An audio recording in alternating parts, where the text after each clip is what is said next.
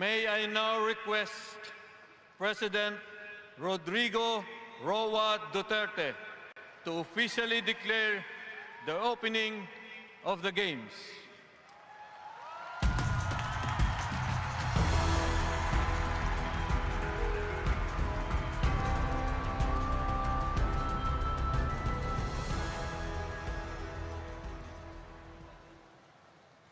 I declare open the Southeast Asian Games for the 30th time, celebrating the Games of Southeast Asia.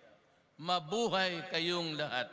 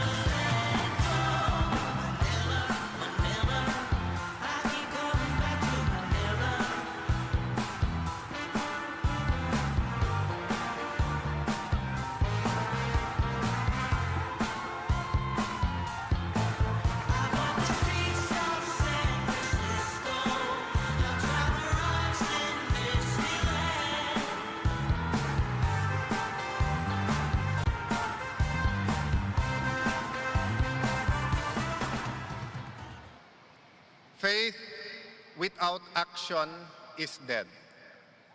Your Majesty, the Sultan of Brunei, President Rodrigo Roa Duterte, Your Excellencies, mga kababayan, Southeast Asian brothers and sisters, our athletes, magandang gabi, good evening, assalamu alaikum. We would like to express our gratitude, first and foremost, to the person who gave the go signals for the Philippines to host the 30th SEA Games, President Rodrigo Roa Duterte. Thank you, Executive Secretary Miguel Dia, Philippine Sports Commission, Philippine Olympic Committee. Thank you, Philippine Arena and Ka Eduardo Manalo. Thank you, SEA Games Federation, all national organizing committees. Thank you to our media partners and our sponsors for believing in us that we can do this and we can prepare in the 18 months given to us. Today, we put our faith in your hands, but we put actions into our faith. Today, we gather as brothers and sisters, as a community of Southeast Asian nations. We gather as children of God, seeking to build a better world. Yes, building a better world, for we live in a world that is full of pain and suffering. A world where there's so much hunger and poverty. A world where lies and fake news take center stage. A world where corruption, crime, and illegal drugs are destroying the next generation. Yet we look at our athletes and we see the truth. We see strength, we see wisdom. We look at these young people and we see not only the athletes, but we see our own future. In them, we see passion, sacrifice, discipline, teamwork, and respect. Everything we need to build a better world. Today, we stand tall and tell the world that in Southeast Asia, we are passionate. We are ready to make sacrifices. We are disciplined. We are believers in teamwork, and we firmly believe that everyone deserves our respect. Today, we stand tall to tell the world that in Southeast Asia there is so much diversity, but we do not fear because we have faith, because we have hope, because we put actions into our faith. And why? Because we love God. We love our community. We love our Southeast Asian brothers and sisters. And through that love, we pray as one, we build as one, we work as one, and we win as one.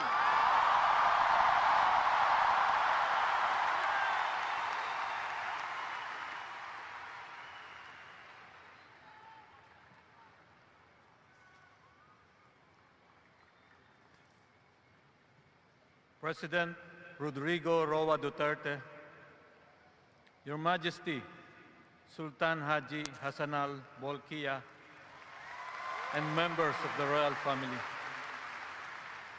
Excellencies of the Diplomatic Corps, members of the Cabinet, members of the Senate and the House of Representatives, other ministers of sports, officials of IOC and OCA, FISGOC and Philippine Sports Commission officials, different NOCs of ASEAN countries, officials of different international federations and national sports associations, host local government units, workforce, volunteers, dear athletes, ladies and gentlemen, tonight I'm honored to welcome all our delegates, athletes and sports officials from 11 participating countries in the 30th Southeast Asian Games. We also want to welcome to the Philippines all members of international media and all sports enthusiasts who have joined us here in the Philippine Arena, and those watching in various parts of the country and the region as well. On behalf of the Philippine Olympic Committee, I want to thank everyone who has contributed to make this event possible. To our athletes, our National Sports Association, coaches, technical staff, our volunteers, as well as members of this organizing committee, you are now part of history. For more than a year, the preparation for the 30th SEA Games have been daunting and challenging, but your hard work and efforts are all worth it. You have all made our country proud. Now more than ever, I'm so proud of being a Filipino. Tonight is a defining moment for the Philippines as we showcase the best that the Philippines can offer. More than that, I can feel the strong competitive spirit in the hearts of our athletes, as well as the never-say-die attitude of the Filipinos to show the world a new face of the Philippines. The next 11 days will be eventful, historic, and full of exciting sports action. After 14 years, we are again hosting the SEA Games. The long wait is over. With unwavering support of President Rodrigo Roa Duterte, we are now opening the best and the biggest SEA Games in history. We are also proud and excited to be part of this major milestone. For most people, athletes competing in any international event should have a do-or-die attitude, not only to bring home a gold medal for themselves, but also to bring glory to their respective countries. But beyond these competitions that will take place in the next few days, we also look forward to the power of sports to unify our region and our people despite our diversity in culture, race, and religion. Sports test our endurance and determination. Sports make us stronger. And yes, sports bring us together. As a community and as a family, we stand together, anchored in the spirit of hope, unity, and love for country. We can experience genuine victory without aspiring and working for lasting unity, not just in sports, but in our everyday endeavors. By the grace and guidance of the Almighty, we win as one. Again, I present to you the athletes and officials of the 30th Southeast Asian Games. Welcome to the Philippines. Mabuhay.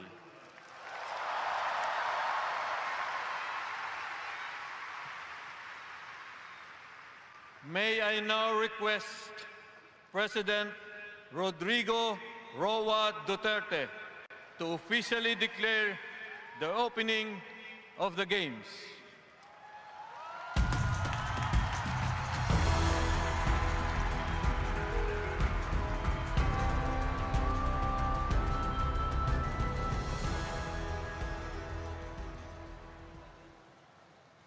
I declare open the Southeast Asian Games for the 30th time, celebrating the Games of Southeast Asia. Mabuhay kayong lahat.